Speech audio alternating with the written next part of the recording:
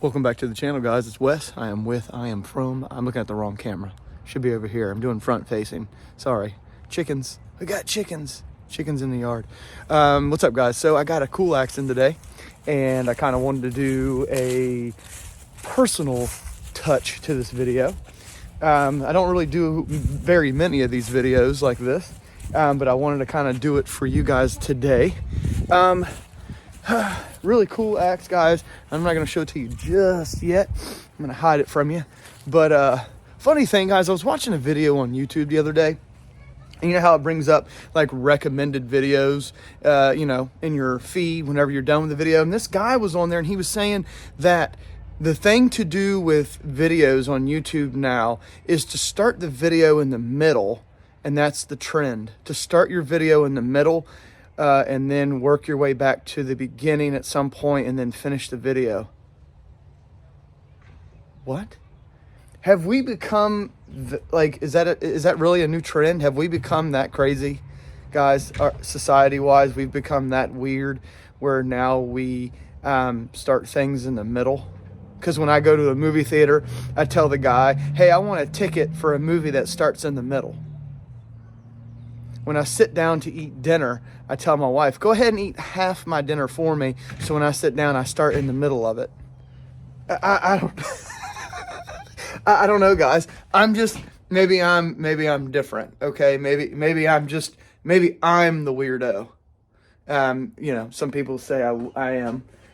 But don't care. So that brings me to the next topic, which is, I felt like doing something a little crazy with this video. I want to do something a little crazy. Sorry, I keep looking at the wrong side of the camera. I want to do something a little crazy, like I always used to do. I've been doing a lot of reviews lately, but I didn't want to lose sight of doing crazy stuff. And I do feel like I lose a lot of people with the content that I do because they don't actually watch. They might see snippets of things that I do and go, oh, because I'm so outside the box. People are so anti what I do. And it really sucks because I feel like there is a space for me here. That's just my opinion. But anyway, so let's set you guys up on the tripod here. And I'm going to flip you around. Okay, so welcome back. Welcome back to the channel. Personal video. I like doing these sometimes, guys. These are fun. Okay, so the axe that I got in, really cool axe. I did bring it down, guys. That was my fault. I knocked it down. It is the Rinaldi carpenter's axe. How cool does this axe look? Man, I saw this thing online and I said, you know what?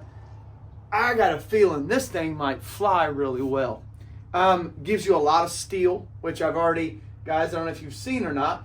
Seen this already or not when you were looking at this, but I went ahead and started making my marks. I am going to put a beard in this axe head up here. And what a cool little axe. It is a spring steel from what I understand from what I read online. It's a spring steel. This thing got really good reviews. They're very cheap. They're not really expensive. I think it came around like $40 some, if I'm not mistaken, 45, 55, somewhere in there. So it wasn't insanely expensive. I will say, just kind of looking at it, it is a little rough around the edges, okay? Like, you guys can see this. See where they, using a grinder right here, and they just left it all kinds of, like, crude looking. And then up in here, too, it's kind of crude. Up at the top, it's a little crude. But, guys, I'll be honest with you. If this axe does really well, and they left it crude to give it to you at a cheaper price, I'm okay with that. Tell me what you guys think. If you can get a good axe or a good axe head and they will mark it down and make it a little cheaper if they leave it a little crude, meaning that you have to go back, save yourself some money, you have to go back and kind of finish it out. What do you guys think about that? I actually kind of like that idea. Hey, I still get the same axe, I still get the same axe head, they just didn't put as much effort into it and I got it cheaper. So anyway, that's just my thoughts. Carpenter's axe. It does come with a friction fit handle. I will tell you guys, this handle is a little strange. Okay, look at this design. It is extremely thin, and it feels weird in the hand. I'm not a big fan of this handle at all. I'm not going to use anything like this. But I will say that the seatment up top was pretty good. I did accidentally hit it, guys, right here. That's my fault, and took a chunk out. Chickens are trying to come in here. Took a chunk out, but that's on me. But other than that, it is a friction fit style handle, and I don't care for that handle for axe throwing. To be honest with you, I don't even know if I'd want to use this for really anything. It feels weird. But in any event, cool axe head, and I found a handle for it already. It's going to take some modification, but I'm going to get it to work. I had an extra Gransforsbruck. Sorry guys, I'm drawing a blank here. I had an extra Gransforsbruck broad axe handle. There we go, broad axe handle. And I don't know if you guys have seen this or not, but on my website, the really expensive axes that I have all use the Gransforsbruck broad axe heads. And they come with really short handles because they're broad axes, hewing axes, if you want to call it a broad axe or a hewing axe. They come with these really short handles, but the head's really big. And they actually have this really cool texture on them. If you guys haven't seen, they put it on the Gransforsbruck puts it on their hunter's axe too, down where the grip's at. And they put these little notches in the handle right here. I don't know if you guys can see that or not. They're like little oval shape for grip. I actually really like that feeling. I do wish that this handle was a little bit thinner. I wanted to try to keep this pattern in the handle when I hafted this on there. So I might have to deal with this being a little thicker, the handle, because I want to try to keep this pattern that they have in this handle. Excuse me. But see if you guys can see. It's actually really cool. It feels, there's a lot of people that complain about this. I don't know why. I think it feels really good in the hand. So anyway, enough talking. I wanted to show you guys the Rinaldi carpenter's axe that I got. I'm going to start working on this. And I'm going to put a beard in it. I'm going to haft it on this handle. I'm going to refinish the handle, redo the head, and then I'm going to make a throw-in video on this thing. I got a feeling this thing is going to fly really well. And to give you my first initial impressions on this axe here. See, guys, this is what I'm talking about. This axe head was not expensive at all. It was fairly cheap.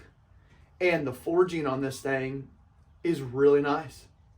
The bit profile is very nice. For a $40, $50 axe, it's very nice. Did it come sharp? Yeah, it did.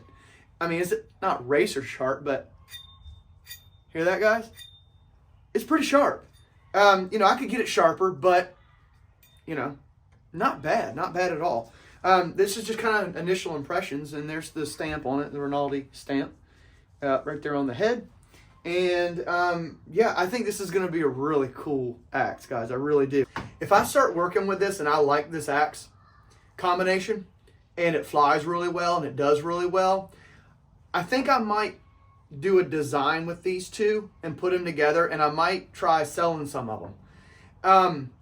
It wouldn't be expensive. Guys, I will tell you this. A lot of the axes on my website are expensive. They are. There's nothing really I can do about that. I'm buying these heads. And if you guys don't know, the two most expensive axes on my website are like $400 and $500. There's not really much I can do about that. And if you guys don't know the reason why it's so expensive, just to get that axe head alone, before I do any work, that axe head alone is like $350 to $360 just for the axe head. So it's not like I'm, so you guys know, I got to buy this stuff first. So that's where some of the cost comes from, is me buying the products. And there's a lot of times where I have to source, other handles too. So, because sometimes I don't want to, like for instance, guys, the Husqvarna carpenter's axe, that's the one I sell the most of, the Midgardner axe. I don't like using the handle that it comes with. because when I take the steel barrel wedge out, there's a huge hole in the handle. I'll use those handles again for throwing axes for myself, but I like giving you guys brand new handles. So I have to, not only do I buy the axe, but then I have to take the head off the handle and then buy another handle to go on the actual axe head. So I do have a little bit of money invested into the axes on my website before I start making profit. So just an FYI. And there's a lot of, if you guys don't know too, there's a lot of stuff that goes into those axes when I go to haft them. They're all hand hafted. They're all hand sharpened. I put mirror polishes on the bit. Yada, yada, yada. But, guys, I'm not selling any axes right now. I sold out at Christmas time, and I'm probably not going to sell any for a while because I've got a lot of stuff going on. This might be a good combo, guys. I don't know. I'm going to test it out and see. If it works out well, this might be a cheaper option for some people that I can do and, you know, won't break the bank, but it still offers quality. We'll see. We'll see. I don't know about the tempering on these. I've never worked with the Rinaldi carpenters axes before. So we'll see. But if you guys, just so you know, I don't know everything about axe throwing. I don't know everything about axes. I don't know everything there is to know. I'm still finding axes that I didn't know anything about. So if you guys out there know something that you would like to recommend, or maybe I haven't covered something, you're like, man, I bet Wes would really like this. He'd really like to review this. Please let me know. Like I said in the Council Tool Boys Axe, guys, that video just dropped. I'm doing this for myself too, for you guys and for myself. It's a learning experience, and I love messing with new axes and getting, the opportunity to throw new axes and haft axes. So if you guys have anything that you can throw out there to me that I don't know about, please tell me. I'm constantly trying to do research on axes and find what's good and what's not and see what's out there. But most of the time, guys, I will say that it's a lot of people telling me, try this axe, try that axe, and I didn't even see it online. So if there's something out there that you like, something that you think that I would like, please in the comment section, let me know. But that's it, guys. I'm going to leave it here. I'm going to go to hafting this. I'm going to make a video all together, hafting it, designing it, and then throwing it. But I just kind of wanted to put a brief video out on this one here. Should be cool. We'll see. I'm going to get to working. But I hope you guys have a great rest of your week. And I hope you enjoyed the Council Tool Boys Axe video. That was very informative. If you haven't seen it, go back and watch it. The second video, the throwing axe, or the axe throwing with the Council Tool Boys Axe. Very informative video, and it really did a good job explaining what I'm going to do with this channel. But I'm going to leave it here. Get to working. Thanks for your time. Thanks for everything everybody does. Thanks for all your support. I appreciate it. And if you guys have anything you want to say, put it in the comment section. Guys, it's been kind of quiet lately. I see people watching my stuff. Nobody's talking. So don't be afraid. Get in there. Tell me what you think. Give me your opinion. Tell me what axes you think I'd like. Or give me some information on some new axes that I can bring into this channel. So until next time, guys, see ya.